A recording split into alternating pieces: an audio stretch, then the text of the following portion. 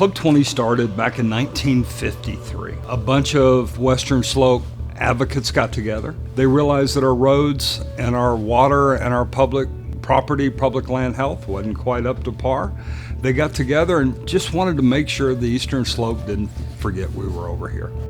When I first joined, energy was huge. There's always problems with education, of trying to get the allocation for our pupils here.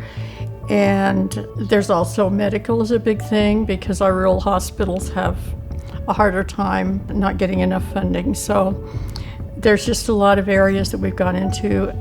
So I joined Club 20, I think 5 years ago. I didn't understand legislation, laws that were being passed, and I felt really in the dark. I was invited to a meeting and I was blown away by the amount of information that I got and how it related to my community. You get the chance to meet community members that are making and passing these bills.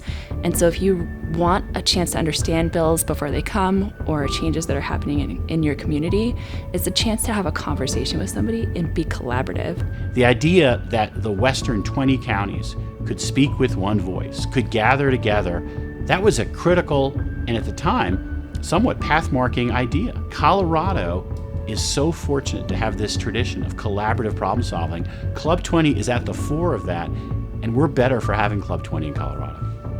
Club 20 is the group that brings all different aspects of rural life together. We have numerous different committees. We have agriculture, business affairs, education, energy, healthcare, public lands, natural resources, telecommunications, tourism and outdoor recreation, transportation, and of course water. None of us has the ability to keep an eye on every aspect of what we deal with. That's why we have our committees, experts in all of these different genres. Club 20 keeps an eye on rural Colorado for all of you. We represent all the counties in the West Slope, and keep in mind, not all the counties are conservative. I mean, some are liberal, some are conservative, but at least they get together and they're able to communicate. The people of the West Slope are friendly, gregarious. They treat people with respect if you treat them with respect, and they're willing to listen.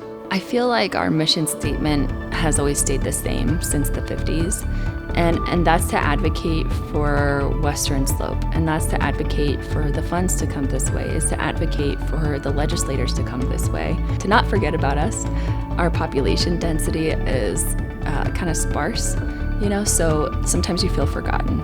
And it's a way for us to have our voice heard, even if we're not in downtown Denver, and to advocate for our way of life, to advocate for our energy, to advocate for our community, for our hospitals, for our education, and not be forgotten. So even though we're small, we're still mighty.